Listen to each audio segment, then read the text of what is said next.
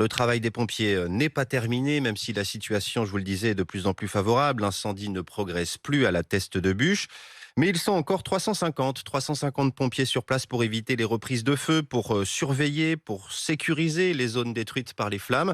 Notre reporter Florian Chevaleux a d'ailleurs pu suivre une de ces équipes spécialisées.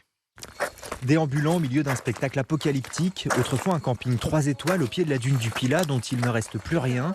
Le capitaine Gilles Edger, une bombe de peinture à la main, identifie et sigle les zones à risque. Peinture rouge, zone à risque, et peinture blanche, zone reconnue et aucun risque d'identifier. Ce qu'il traque notamment, ce sont les bouteilles de gaz. Plusieurs centaines de bouteilles de gaz ont été soumises à la radiation du feu.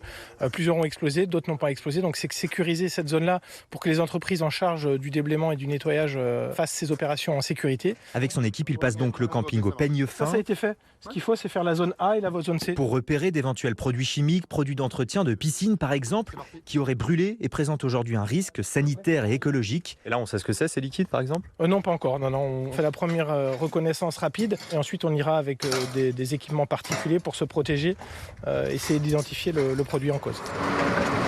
Un peu plus loin, d'autres pompiers arrosent les zones où la terre est encore brûlante. Des dizaines de camions coupent des arbres pour éviter les reprises de feu.